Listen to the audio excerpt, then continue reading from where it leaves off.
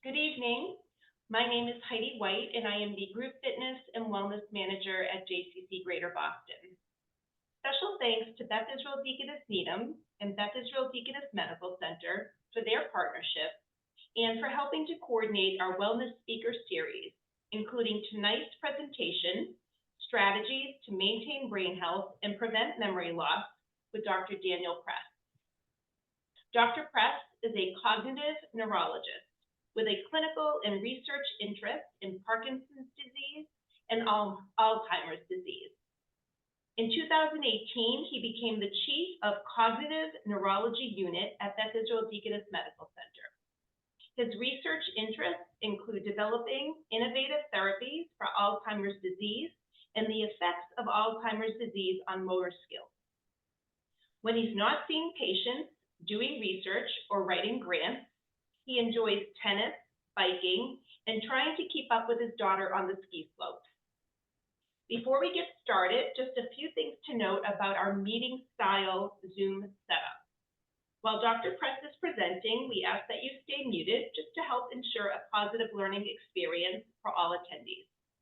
If you have a question, and we hope you do, please use the raise hand feature, or you can also type your question in the chat, and Dr. Press will stop periodically throughout the presentation and will save time at the end for any additional questions you may have.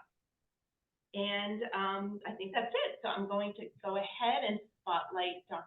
Press. Here we go. Thank you so much, Heidi, for a very kind introduction. I have to say that keeping up with my daughter on the ski slopes isn't even fathomable anymore, unfortunately, but all the rest was totally true. So let me share my screen. It's going to take 1 second to get this set up. Give me just 1 second, and we'll get started. So I think you all should be able to see the screen pretty well at this point, right? All right, so just as a reminder, definitely feel free to stop and ask questions along the way, either through the chat or the raise your hand. Heidi has promised to do her best to get my attention, and we'll get started. So firstly, just some disclosures. We always talk about the ways that we're funded to make sure there's no conflicts of interest, and I don't have any conflicts of interest. Most of my funding is from the NIH, and we also do some clinical trials. So I want to just talk at a broad overview. What I'll be discussing is a little bit about the growing problem of dementia or memory loss and why it's growing in our country. I'll talk a little bit about risk factors for memory loss, some of which are preventable and some of which unfortunately are not.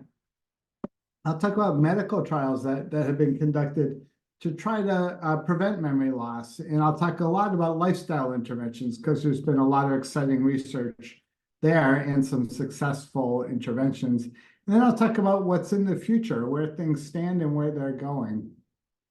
So firstly, just talk about the growing problem of dementia. Because dementia increases as we age, the numbers of people with it have been increasing pretty dramatically. And I just want to show you some really amazing data on human life expectancy through human history. So if you look back to the Bronze Age, the average lifespan on Earth was only about 18. And even as recently as early 20th century, around 1900, the average lifespan was only 30 to 40. Even if you accounted for women dying in childbirth and infant mortality, it was unusual for people to live to my age. I'm 59 now, let alone much older than that. But now the current world life expectancy has just exploded in the last 100 years. It's gone from 30 to 40 up to 67 when I first made this slide 10 or 15 years ago. And now it's up to 73. It's gone up just in the last 10 or 15 years, another 6 years. So it's really amazing how much longer people are living compared to earlier decades. And in fact, for the first time on our planet, there's now more people living on our planet who are over the age of 65 than there are people under the age of 5. So really, that's really a epidemiologic massive shift. And because of that, there's many more people who are living to the age when they're at risk for memory loss, like Alzheimer's disease. And because of that, we expect the numbers of people with Alzheimer's disease to increase, and they're already much higher than they were a number of years ago. There is some good news, though, which is that we don't need necessarily to cure Alzheimer's disease to make a big dent in this curve. So research done already now 25 years ago showed that if we can just delay an onset by about 5 years, the onset of memory loss, we can then push back the number of people who have it almost in half. So right now, about 6 million people or 5 million people have Alzheimer's disease. And in another 20 or 30 years, that's expected to go up to 8.6 million. But if we can delay the onset just by 5 years, we can cut that number down to 4.6 million. And I'll finish with some evidence that we're starting to do that we're actually making headway on this. And that's why it's such an exciting time. But let me talk a little bit about the risk factors for developing memory loss, some of which are preventable and some of which are not. Some risk factors are not preventable, like age. So we know that for every 5 years we live to be over the age around 60 or so, the risk of developing Alzheimer's disease doubles. So at 60, the risk might only be 0.5% or something, but at 65, it goes up to 1%. At 70, it goes up to 2%. At 75, it goes up to 4%. It doubles for every 5 years. There are also some genetic factors, some genes that we can inherit that we can't do anything about in terms of being risk factors for Alzheimer's disease. Fortunately, these genes only convey a little bit of risk, not a lot of risk, and we'll talk a little bit more about that. There are some very rare forms of Alzheimer's disease where there's very strong genetics, but these represent only about 1% of people with Alzheimer's disease. And then there are a whole bunch of preventable risk factors, including obesity, smoking, midlife hypertension, diabetes. In fact, Lancet put together a really nice review and a nice way of looking at this in terms of the risk factors for developing memory loss at different stages of life. So even in early life, having less education is actually a risk factor for eventually developing Alzheimer's disease. In midlife, things like high blood pressure and obesity, but also potentially hearing loss is a risk factor. And then smoking, depression, physical inactivity, social isolation, and diabetes are risk factors in later life. If you add it all up, about a third of the people who develop memory loss have a potentially modifiable cause. So it looks like we could cut down by attacking these issues, we could cut down the number of people who develop Alzheimer's disease by about a third. Here's some of the numbers specifically. So for instance, for obesity, having obesity is associated with about a 40% increase in the risk of developing dementia. Smoking almost doubles or more than doubles your risk. Having midlife hypertension increases the risk by about 20 or 25%. And diabetes increases it by about 50%. In fact, you can create a score to figure out your risk of developing memory loss in the next 30 or 40 years based on your age, based on your education, your gender, whether you have high blood pressure or not, whether you have obesity, hypercholesterolemia, and decreased activity. Interestingly, all of these really are not all, but most of these are things we think of as risk factors for developing vascular problems, heart attacks, and strokes. But they're also really strong predictors of developing Alzheimer's disease. And we'll talk a little bit about it. But if you use this kind of scale, you could see someone who has a low risk profile, maybe a woman under the age of 48, say, who's well educated, doesn't have high blood pressure or obesity, doesn't have an elevated cholesterol. Her risk of developing dementia over the next 20 years is under 0.2%. So it's very, very low.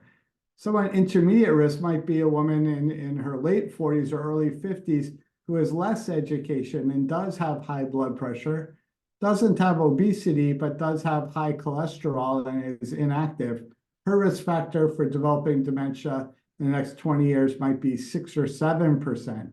And a high-risk person might be a man over the age of 50 with very limited education, high blood pressure, obesity, high cholesterol, and is inactive.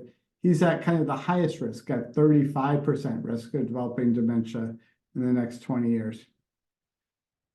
This very strong connection between vascular risk factors and developing memory loss was really sorted out a number of years ago, about 25 or 30 years ago, by a study done in nuns. And in this study, nuns allowed themselves to be studied very carefully. They underwent MRIs and various cognitive tests. And they allowed, after they passed away, they allowed their brains to be autopsied. And what we learned from these nuns is that if they had no vascular disease alone, then it took quite a bit of Alzheimer's changes in their brain to cause cognitive impairment. But if they had Alzheimer's disease and vascular disease, then they developed cognitive impairment with only a little bit of pathology in their brain. So the combination of vascular disease plus Alzheimer's disease leads to much more cognitive impairment than either one alone would. And so from that, we've learned that if you can prevent the vascular disease, then even if there are a little bit of Alzheimer's changes in your brain, you may not have a lot of symptoms. Whereas if you have vascular disease, then you are likely to have symptoms, even with just a little bit of Alzheimer's changes. Let's talk about strategies to actually intervene. Are there medicines that can be taken to prevent memory loss? So drugs and memory is sort of a complicated story. So I think one of the lessons that we've learned really in the last 15 or 20 years has been via the Women's Health Initiative study. So we knew for many years that women who took estrogen replacement had a 50% lower rate of being diagnosed with Alzheimer's disease. And the assumption was it must be something about the estrogen that actually was protective. But people weren't sure if estrogen really was protective, and they did a large clinical trial called the Women's Health Initiative study. And this study randomized people to either get estrogen and progestin or a placebo, and they measured heart attacks, dementia, osteoporosis, a whole bunch of other factors. And this was the trial. And shockingly, really, to everyone's surprise, not only was estrogen and progesterone not protective, it actually increased the risk of developing memory loss. So it turned out that the risk of developing Alzheimer's disease actually went up with these medicines that we thought went down. To me, it really pointed out the importance of doing randomized controlled trials, really testing things, even things that you think you know are beneficial. Until you actually test them, you really can't be sure. And so there have been a number of randomized controlled trials of interventions to see if they can prevent Alzheimer's disease, including vitamin E, donepezil, statins, nonsteroidal anti-inflammatories, and B12. None of these really have been shown to be effective. None of them have been shown to be detrimental either. So it's certainly safe, for instance, to take statins, but they don't seem to prevent Alzheimer's disease. So if medicines don't seem to work, what about lifestyle interventions? And here I think there's a little bit more good news. And first we'll start off with diet, and we'll talk a little bit about that. So the kind of diet that we think is the most likely to help the brain is called the MIND diet. It's a Mediterranean kind of a diet that involves eating green leafy vegetables, berries, nuts, whole grains, beans, fish, poultry, lots of olive oil, and some wine. Thank God for that. And the things that we should be eating less of are red meats, butter, fried foods, and things like that.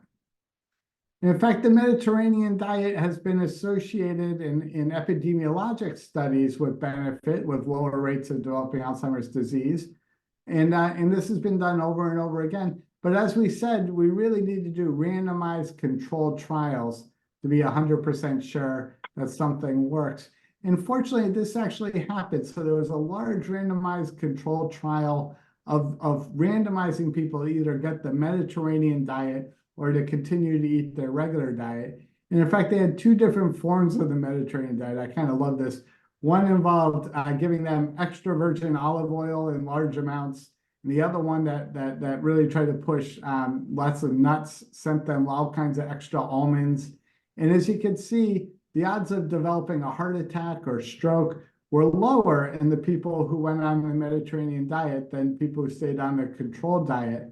And it really didn't matter which form of the Mediterranean diet you were assigned to. But it wasn't just heart attacks and strokes.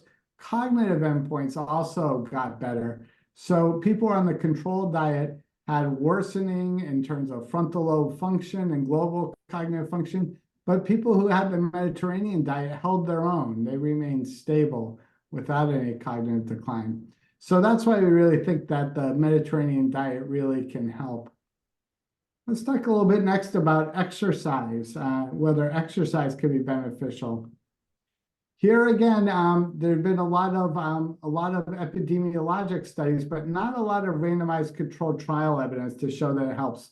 There was a study about 6 years ago that showed that people who were randomized to exercise, such as walking for 30 to 40 minutes a day, versus people who were randomized just to doing some stretching, that the people who are randomized to exercise had an increase in the size of their hippocampus, the part of the brain that's critical for memory, whereas the people who didn't had a gradual slight shrinking of the memory area.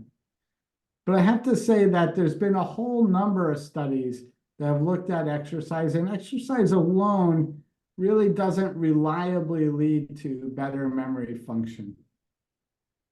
The next lifestyle intervention I just want to mention is sleep. So it turns out having obstructive sleep apnea, or OSA is the little acronym for it, is a risk factor for developing Alzheimer's disease. And there's a lot of mechanisms by which this might happen, including causing low oxygen levels. Having sleep apnea might lead to high blood pressure and high cholesterol, and other health problems that we've already talked about are risk factors for developing memory loss. And the good news, though, is that if the proteins that build up in the brain to cause Alzheimer's disease, amyloid and tau, are cleared out during sleep, and that people who have sleep apnea don't clear the proteins out as well. But if they treat their sleep apnea with CPAP, then in fact their brain goes back to clearing out the proteins normally. So sleep apnea is sort of a reversible lifestyle cause of Alzheimer's disease. The next lifestyle thing that I want to just talk about is high blood pressure. And sure enough, high blood pressure, as we already mentioned, can be a risk factor for Alzheimer's disease. And there's, in a large trial called the SPRINT-MIND trial, they compared the regular treatment of high blood pressure, where the goal is to try to keep your top number, your systolic, at 140 or lower. They compared that to people where they tried to keep it even lower at 120 or lower. And sure enough, more strict blood pressure control did seem to help later on in the trial in lowering the risk of memory loss. So we think that it is good to control your blood pressure, and probably to have a goal below 140 and maybe even as low as 120 for your systolic blood pressure. There didn't seem to be too much side effects with the intervention, but it is clearly harder to get your blood pressure down that low, and it often takes more medicines. So we've talked a little bit about diet, about exercise, about vascular risk factors and vascular control. And one thought that occurred to a group of researchers was, maybe rather than doing just one intervention, maybe we should do all of the above. What would happen if we recommended diet with exercise, with cognitive activities, with reducing your cardiovascular risk factors? And this approach was done in what was called the FINGER trial, that targeted all of these in the intervention group. And sure enough, in the FINGER trial, what they found was that the control patients had a little bit of improvement in cognitive function, but the people who did the whole thing, the intervention group, clearly did better. Now, interestingly, they didn't do better on memory testing, but they did better on frontal lobe testing and processing speed, and a number of important cognitive functions. And because of this finger trial, there's now a whole series of other finger trials, including the pointer finger, etc. There's really now a worldwide fingers network that's testing these lifestyle interventions in a number of different countries around the world. I want to switch gears a little bit. That's where things stand now, but I want to talk a little bit about what's in the future for preventing Alzheimer's disease in particular. So in Alzheimer's disease, what builds up in the brain are two different proteins. One is called amyloid, and the other is called tau. And this is a picture of the brain of someone who passed away from Alzheimer's disease. One of my patients who kindly allowed their brain to be autopsied after they passed away, and their brain shows the pathologic changes of Alzheimer's disease. One of them is called amyloid, and this is an amyloid plaque that's building up in the brain. Amyloid is a protein that's cleaved from a precursor protein by a couple of enzymes to make the amyloid protein, and this gloms together one after another to form these gigantic plaques. The other pathology, the other thing that happens in the brain is tau, and tau builds up in neurofibrillary tangles or tangles in the brain. So plaques and tangles are the two pathologic changes in Alzheimer's disease. And until about 15 years ago, we really didn't have a way of knowing whether someone really had Alzheimer's disease until they passed away, until we looked at their brain pathologically this way. But 15 years ago, Bill Klunk developed a special way of doing a special kind of a PET scan that allowed us for the first time to see amyloid in the human brain. So before Bill did his work, the best kind of PET scan we had is this kind over here, an FDG PET. And this is a measure of brain metabolism. And I think you can see this is a control brain. You can see all the reds, all the areas of normal metabolism. And this is someone who has Alzheimer's disease. And I think you can see that there's a little bit less metabolism in the back of the brain. But the difference between these two is pretty subtle. But with Bill's new special way of doing PET scans, he could actually look at amyloid itself. And you can see there was no amyloid in the healthy controls, and there was amyloid in the people with Alzheimer's disease. So this really allowed us for the first time to know whether someone had amyloid building up in their brain. And just in the last 10 years, there's also been a different kind of a PET scan that's allowed us to see tangles with tau imaging.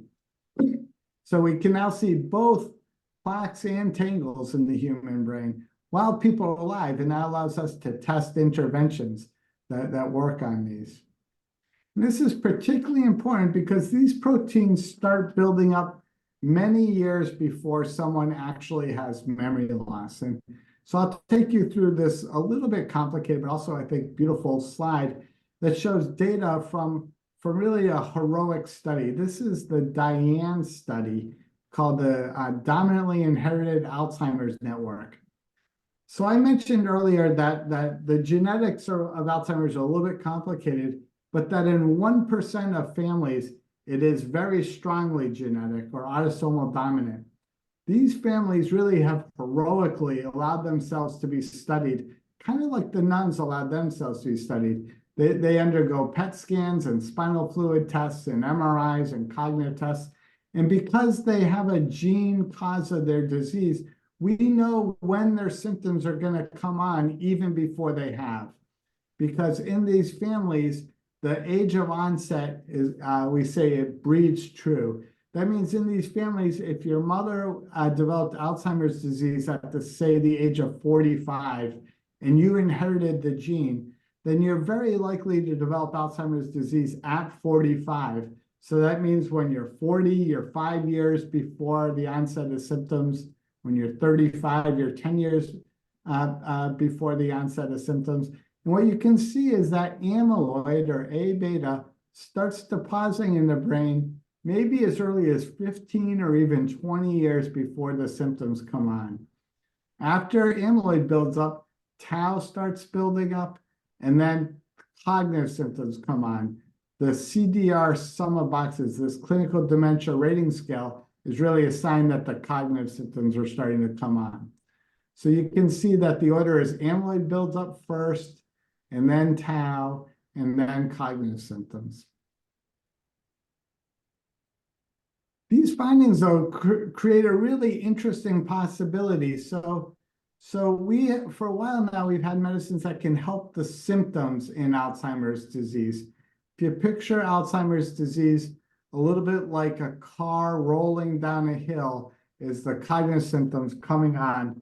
What we know is that we have symptomatic medicines, which is like taking the car, lifting it higher up on the hill, but then letting go. So it's always going down at the same speed, but it's a little higher on the hill because of the symptomatic medicine. That's the kind of intervention that we've had now for about 20 or 25 years.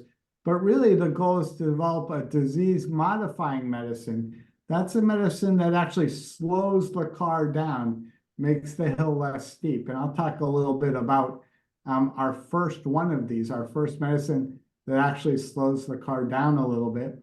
And then you can finally think about what used to be a crazy notion, but now is not, is the possibility of detecting Alzheimer's disease, maybe through these amyloid PET scans, before someone has symptoms, putting them on a disease-modifying therapy so that they never develop symptoms in the first place. And I'll talk about some work that's going on exactly on that. But I want to talk about the first real breakthrough in treating Alzheimer's disease in the last 20 years or so. And that's a medicine called lecanemab. So lecanemab is a medicine that actually has to be given by infusion. That means it needs to be given intravenously. And what it is it's a monoclonal antibody. That means it's an antibody that's specifically designed to stick to and remove amyloid from the brain. And there was a large trial of this lecanemab that lasted 18 months, and it tested lecanemab in people who have mild cognitive impairment. That's a early stage of memory loss, when people have memory loss but are still able to do all their day-to-day functions.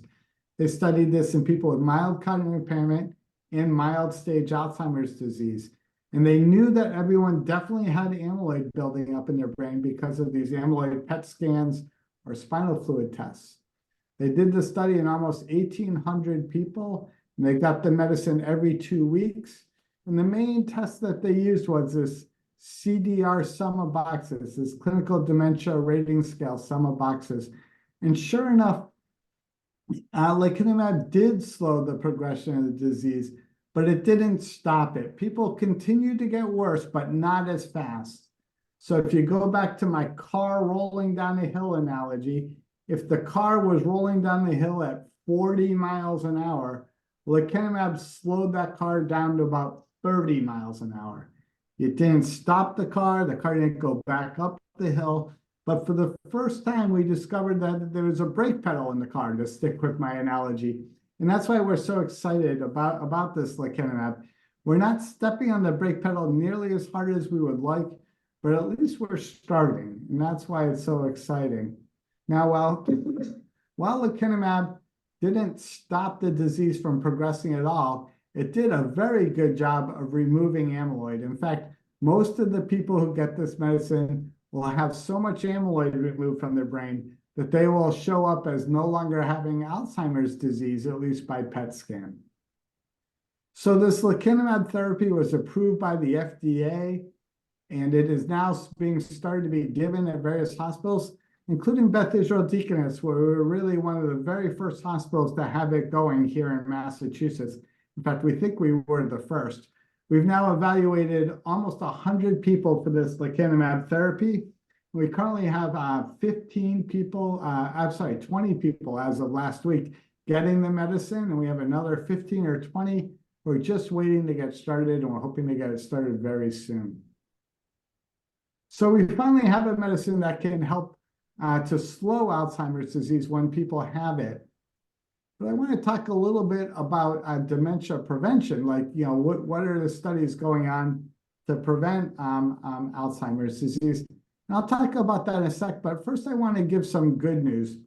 So I mentioned at the beginning that the number of people with Alzheimer's disease in the United States, for instance, is much higher now than it was, 40 or 50 years ago. And that's mostly because there's many more people who are alive now in their 70s or 80s or even 90s.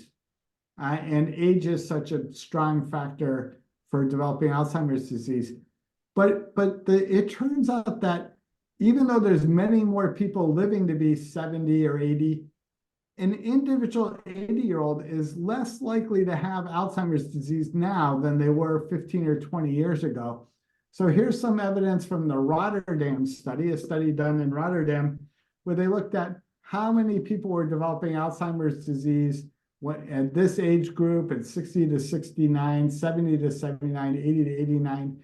In 1990, it was about 1.3 per 1,000 person years, 9.6 for this older group, and 31.4 for the still older group.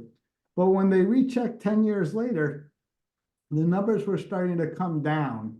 It was only 1.1 for this age group, 6.4 for this age group, 26.4 for this age group. This age group.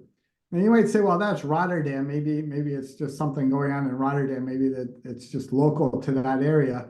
But a similar study in England found a very similar story.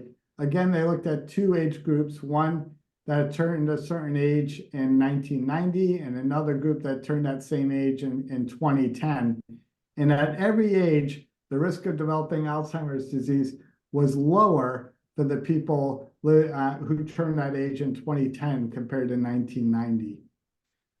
But you might say, okay, so there's good news happening in Rotterdam, good news happening in England, but what about here in the United States? And in fact, we see the exact same thing in the Framingham aging study. The 5-year risk of developing Alzheimer's disease or dementia in 1975 was here, in 1985 it was here, in 1995 it was here, and in 2005 it was here. So the risk of developing Alzheimer's disease for an individual 80-year-old is lower now than it was 20 or 40 or 50 years ago. And we think that's because people are eating better, they're less likely to have high blood pressure, they're less likely to smoke cigarettes, they have perhaps better education. So there's a lot of factors that are really starting to bend this curve. I did want to mention two studies that people are on the Zoom might be eligible for. So the first is a study that's going on at Beth Israel Deaconess Medical Center that's trying to look at how plastic the brain is as we age and whether this might actually be something that we can measure to try to lower the risk of Alzheimer's disease. This is a research study. That means it's just for the good of research. And it involves coming to Beth Israel for a few hours for a total of 4 visits. And you undergo blood draws and you get an MRI and some cognitive tests. And you get paid for it, actually. And here's the number, Rushali, at this number, if you're actually interested in this study. And I wanted to also talk about a study that's actually trying to intervene or prevent Alzheimer's. And this is the AHEAD study. The AHEAD study is not happening at Beth Israel, it's happening at Brigham and Women's. And in this study, they're actually testing lecanemab. That medicine that I showed you can slow Alzheimer's disease in the mild cognitive impairment stage. They're testing it in people who haven't developed memory loss yet at all to see if we can prevent memory loss in the first place. They're particularly interested in people who are age 55 to 80, who might be at higher risk of developing memory loss, maybe because of a strong family history or for some other reason. And people in this study undergo testing to see if they have signs of amyloid building up. And if they do, then they can go on this lecanemab therapy.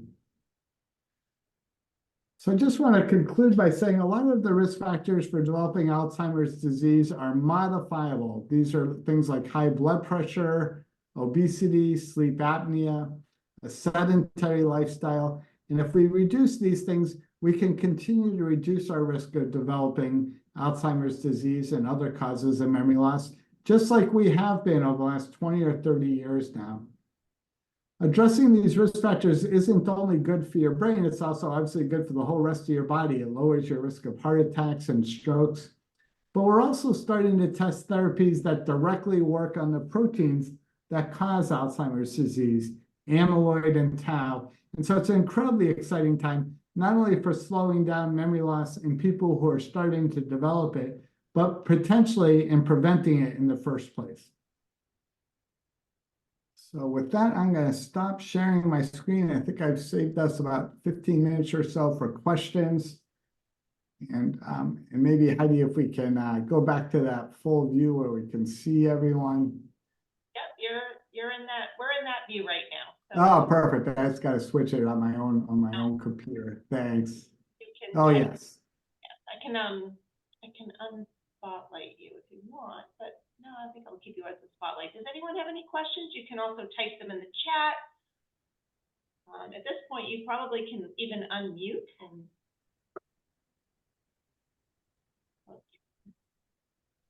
your presentation must have been very thorough because no one Yeah.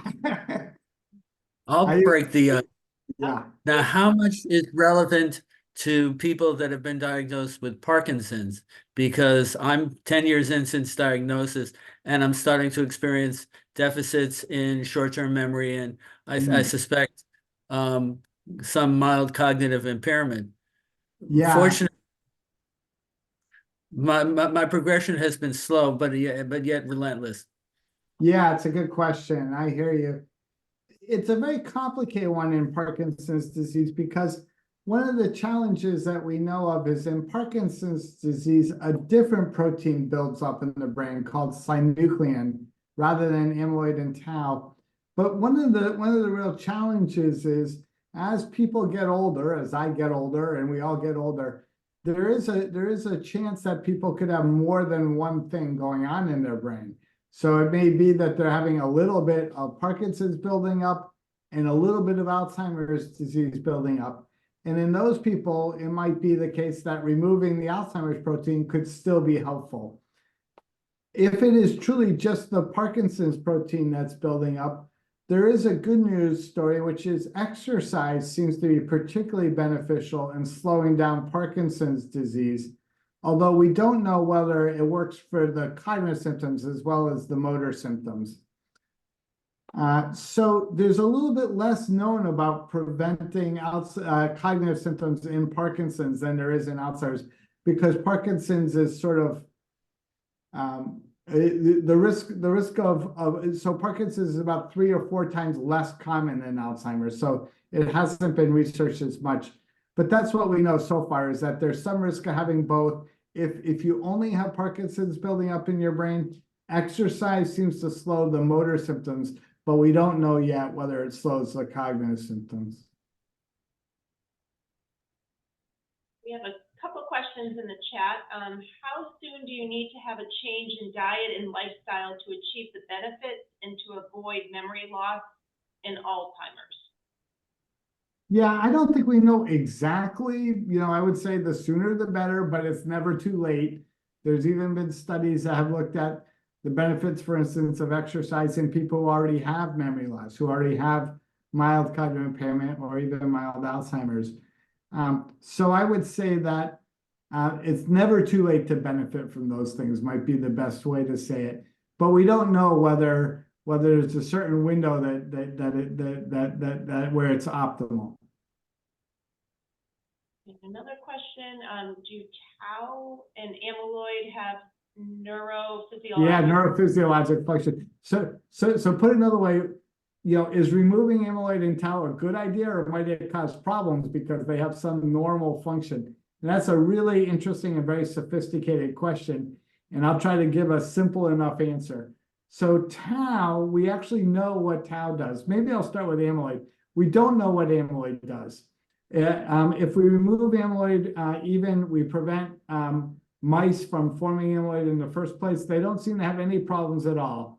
So why we have amyloid in our brain is an ongoing controversy. There's been some really interesting hypotheses. One of them is that amyloid might be useful in walling off infections in the brain, back when we used to be at risk for developing parasites or other infections, but no one's really sure. Tau, though, the other protein, we know what tau does. Tau binds and stabilizes something in the nerve cells called microtubules. And microtubules are sort of like the girders. If you picture like a skyscraper having girders, then tau is like the rivets that hold the girders together. And what happens is tau starts to get phosphorylated or fall off and not work normally. And the girders literally come falling down, and they literally form a tangle. So when I say that there are tangles or neurofibrillary tangles, what I mean is the microtubules are all falling down because the tau is no longer stabilizing them. So we know what tau does, and we don't know what amyloid does. But there are strategies to prevent or remove tau that are being studied as well for people with Alzheimer's disease. And then, is risk factor modification impacting the vascular component or the primary amyloid deposition? So really, geez, it's Complicated. quite an audience you have here. I've asked myself that question, and I've asked investigators as well. And the short answer is we honestly don't know. We don't know. Those are tough trials to come by, but they're really important ones. My suspicion is that it's mostly the vascular end of it that we prevent, and that without any vascular disease, the amyloid and tau just don't cause nearly as much problems. But that's just a hypothesis. You need to do randomized controlled trials for a very long time to sort that out. And those are really tough to do.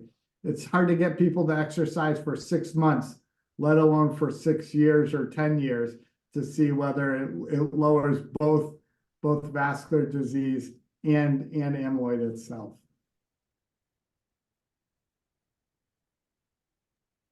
Anyone else? I actually have a question. Yeah. What do you do when a family member, you notice they'll ask a question or they'll tell you something, and then 5 minutes later in the conversation, they'll repeat the same exact thing, like they never did in the first place?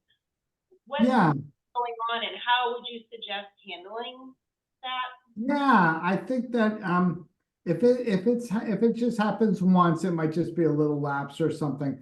But if it's happening regularly or repeatedly, then I think you're right to be a little bit concerned about their memory loss. And I would ever so gently bring it up with them, saying, you know, Joe, I noticed every now and then your memory gives you a little bit of troubles. And, you know, I know there's a lot they can do now about all this. What do you think? Have you noticed any memory troubles? And you can just start it open-ended that way. I think, you know, 20 years ago or 40 years ago, there was quite a stigma around memory loss, but I think that's gotten a lot less.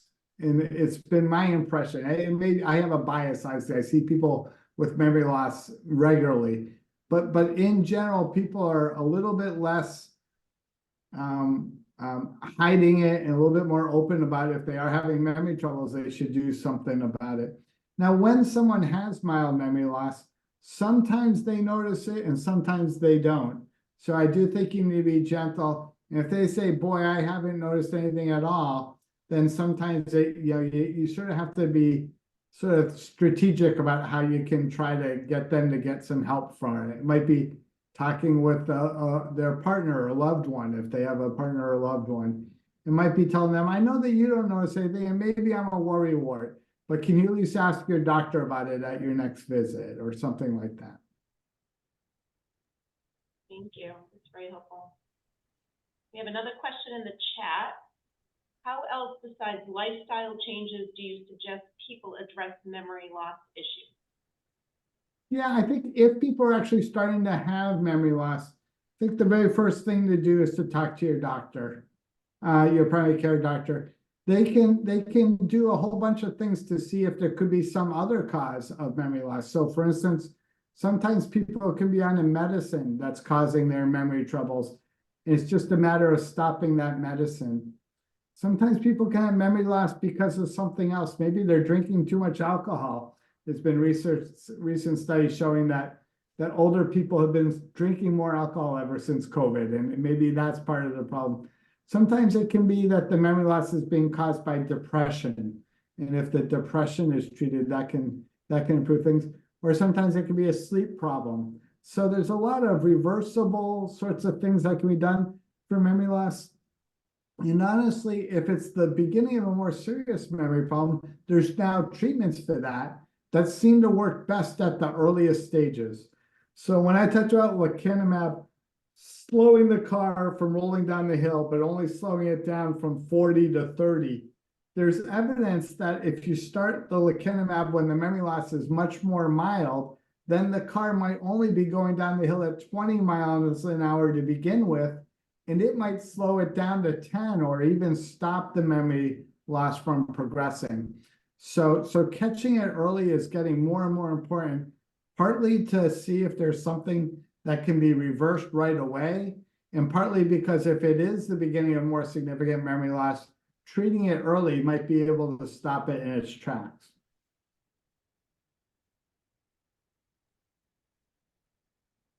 Other questions? Great question.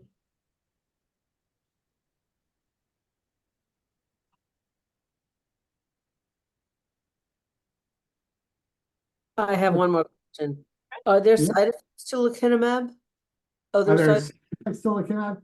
Yes, there's significant side effects. I didn't want to talk about lecanemab too much because, but yes, the most important one is one that sounds nice but is not. It's called ARIA, or amyloid-related imaging abnormality. And basically, we think what ARIA is because this antibody is removing amyloid. If it almost removes the amyloid too quickly, it can cause inflammation in the brain. And ARIA is inflammation that we see in the brain. It happens in about 10 or 15% of people getting the therapy. Most people who develop ARIA don't have any symptoms. We pick it up on MRI, and all we have to do is stop the infusions. But about 2% of people who go on the medicine can get symptoms like headaches or confusion. So we're always on the lookout for this.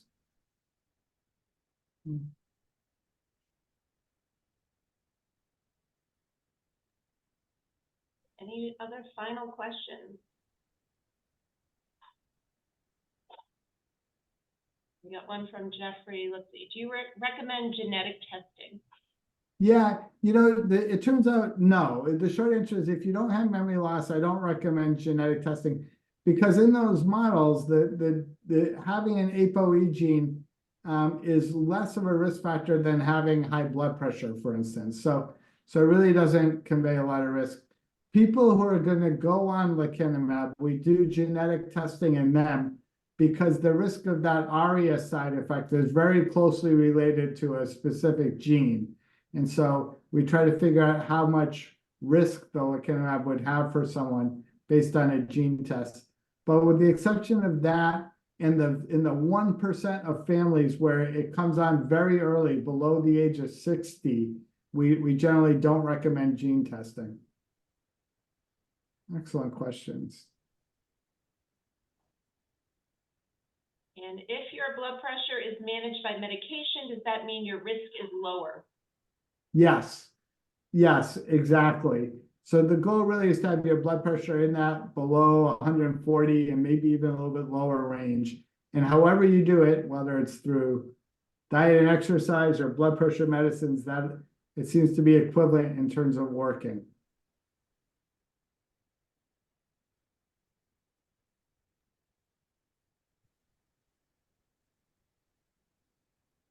The final question.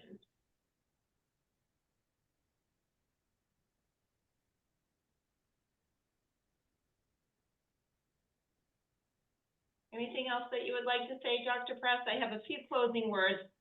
Yeah, I just want to thank everyone, for coming on this horrible rainy night. At least we all got to do it from our houses. But I also want to thank you all for paying attention, but also for the excellent questions. Some of those questions are really questions that we're asking in the field, and we really need to get answers for you. So hopefully I'll get invited back in a couple or few years, and maybe we'll have some answers for those questions that we don't have yet. Yeah. So I just want to thank you, Dr. Press, and also special thanks to Beth Israel Deaconess Needham and Beth Israel Deaconess Medical Center for sharing this important information about maintaining brain health and preventing memory loss. If you would like to hear this presentation again, or if you know someone who might benefit, we will be posting the recording on the JCC Greater Boston website, bostonjcc.org. And if you have any questions about JCC Greater Boston's programs, including our Parkinson's wellness program, you can also email me. My email is hwhite, as in Heidi White, at jccgb.org. I almost forgot my email. Anyways, thank you so much, everyone. Thank you, Dr. Press. Bye-bye, everyone. Have a good evening.